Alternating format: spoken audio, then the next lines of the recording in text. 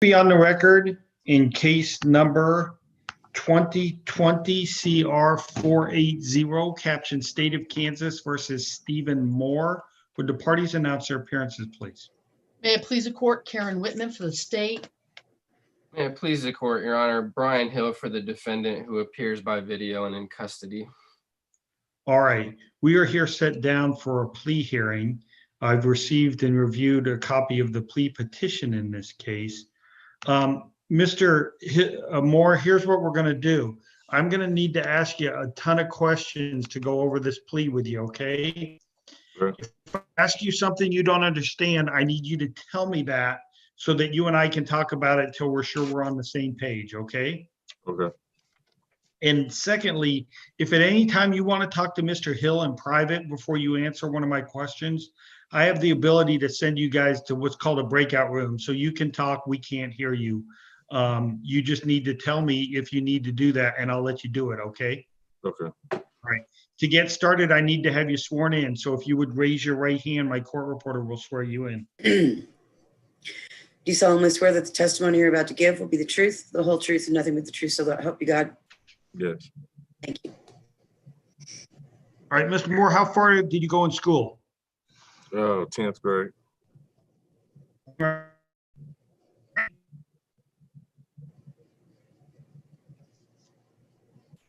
Judge, I think you're frozen.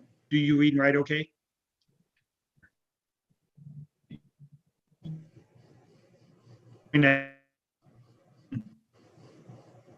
Mr. Moore? Judge, you're cutting in Mr. and out. Moore? Right. You're cutting in and out. All right. I don't know what. Okay. All right. Well, we're going to see if we can get started. All right. Can you hear me now? No. In and out still. Still in and out. Okay. I don't know why that is. Okay, you're good now. Okay. We're going to try and keep going. I haven't had any problems this morning and it's showing my Wi-Fi is fine. So I don't know what's going on. But in any event, do you read and write okay? Yes. All right. Now, I know you're in custody, but as you sit here today, are you under the influence of any alcohol or drugs or prescription medicine that might cloud your mind, keep you from understanding what you're doing? No. Feel like your mind's clear today? Yes. Do you know what you're charged with? Yes. You know that you don't have to change your plea from not guilty to guilty. If you maintained your not guilty plea, the state would have to put on enough evidence to prove you guilty at a jury trial, and you wouldn't have to prove anything at that jury trial. Do you understand that? Yes. All right. Mr. Hill would be able to help you throughout that trial. He would cross-examine and confront all of the state's witnesses, challenge their evidence. He could call any witnesses you wanted called, and if they didn't want to come to court, he could use subpoena power of the court to make them come. If you wanted to testify, you would have a right to testify at that trial, but you'd also have a right not to testify. And if you decided not to testify, the state couldn't use that against you to try and argue that you must be guilty because you didn't take the stand. You understand that? Yes. Now, if we go forward with it and complete this plea today, there's not going to be a trial of any kind in this case. And you're going to give up all those rights that I just went over. Do you understand that? Yes. All right. I'm going to pull up here and share with you my screen showing the plea petition. Can you see that document? Yes. All right. And I'll show you the caption. That's usually how people see it. Do you recognize that document? Yes. Is that in fact the plea petition that Mr. Hill went over with you?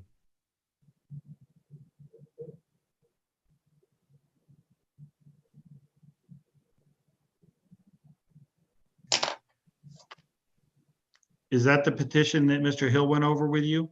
Yes. All right. Yes. Did you feel like you understood everything in it? Yes. And at the bottom, there's a signature there that I just pulled up over the word defendant. Looks like it says Stevin Moore. Is that your signature? Yes. All right. Now, in this document, it recites the plea agreement, and it says that the plea agreement is this: that you're going to plead guilty to count 1 of the amended complaint. That's a 4th offense DUI. which is a felony.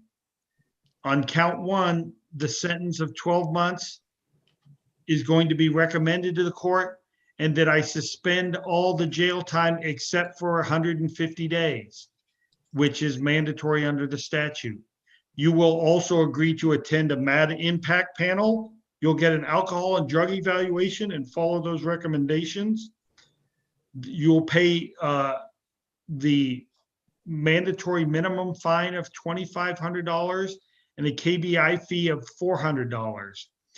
You agree not to drive unless you're properly licensed and insured. And that if you drive during your post-imprisonment supervision, you will have to have an ignition interlock on any vehicle that you operate. You can't drink or take drugs. And if you have any over-the-counter prescription medicine that might show up in a UA, then you have to inform your probation officer of that. Is that your understanding of the entire plea, Mr. Moore? Yes. Has anybody promised you anything else to get you to plead guilty today? No. All right. Anyone place any force or threats against you to make you plead guilty today? No. Okay.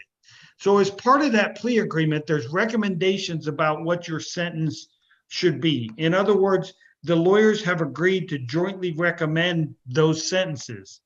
But you understand, I'm not bound by any agreement, and I can give you any sentence that the law allows me to give you. Do you understand that? Yes.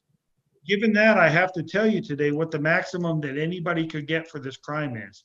And that would be 12 months imprisonment, in this case, in the county jail, and a fine of up to $2,500 with a post-release supervision duration of 1 year for the one count that you're pleading to. Do you understand that that's the maximum penalty? Yes. All right. Do you have any questions for me about anything that we went over today? No. All right. Mr. Hill, do you know any legal reason why your client should not plead guilty? No, Judge.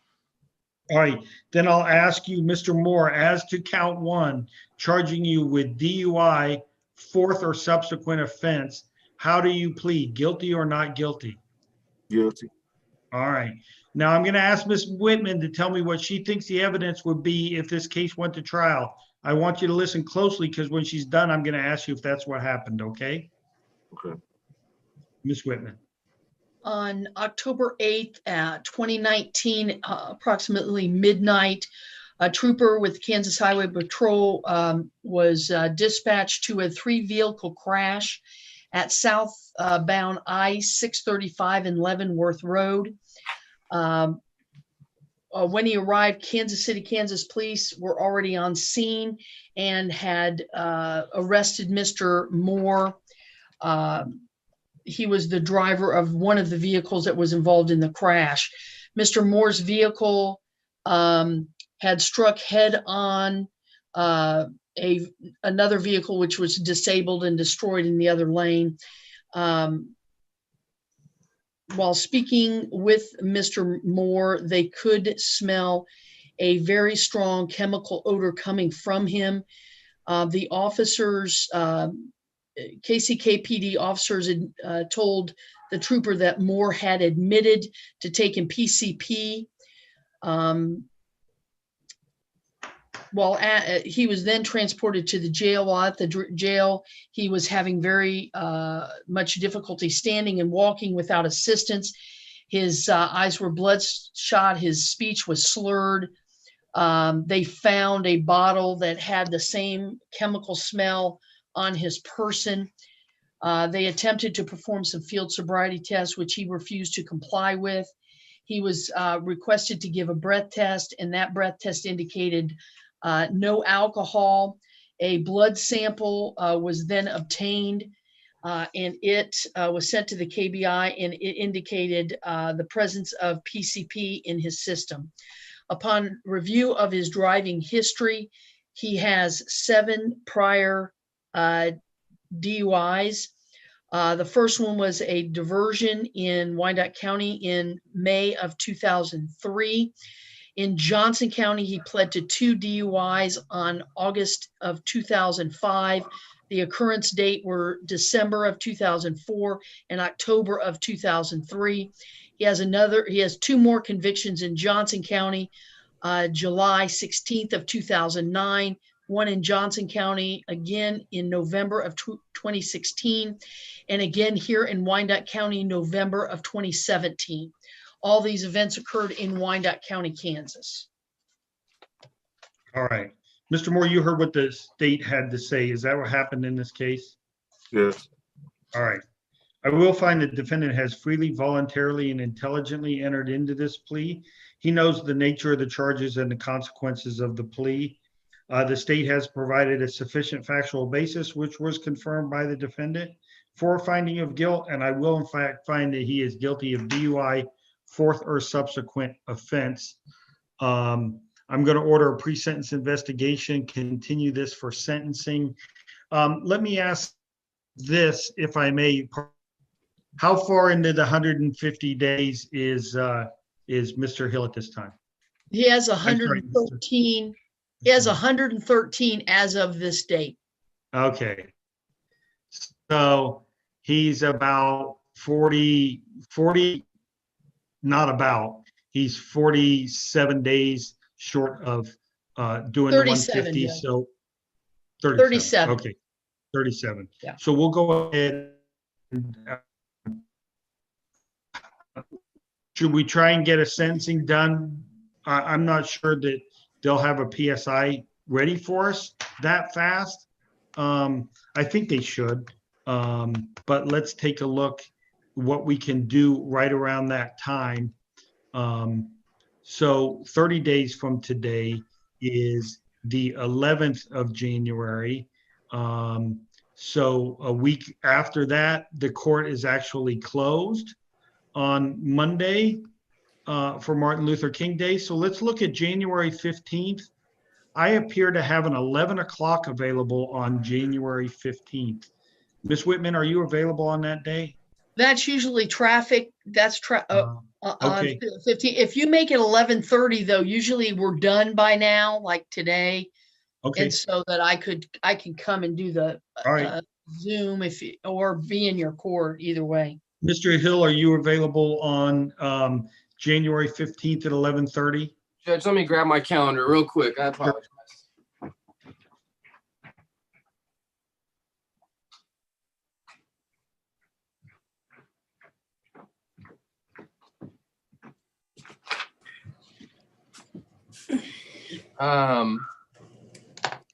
Judge, Dan will be out of town on that day, and I've got Olathe and Overland Park that morning. If I could do it that afternoon, that'd be perfect, but I won't. I don't think I'd be able to do it at 11:30.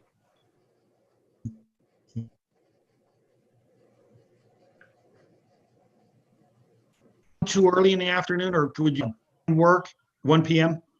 1 p.m. is fine, Judge. Yep, that will work. Okay, that's when I'm going to set sentencing, 1/11/21 at 1 p.m. Mr. Hill, do you know, have you and your client done a pre-sentence investigation request yet? Judge, it was contained in the email that I sent to you. Yes, sir. So you should have it. I will forward that over to probation today when we get off. All right, sentencing is set for January 15th at 1 p.m. Other things for our record today. And Judge, one question, will that be in person or by Zoom? We're going to do it by Zoom. Okay. I do my Fridays by Zoom. Okay, I'll get the link out to you guys. All right, thank you. I do have to tell you, I guess, before we break here, Mr. Moore, as a convicted felon, it's prohibited for you to own or possess a firearm, certain kind of deadly cutting instruments like darts, daggers, switchblades, basically knives that could be considered deadly weapons, okay? Okay. All right. We are adjourned, everyone. Have a good weekend. Thank you. Thank you, Judge. We'll see you at Amanda. One? Yep. Hopefully it'll be better connection for me. Yeah, I don't know what's this. You know, it does normally when I break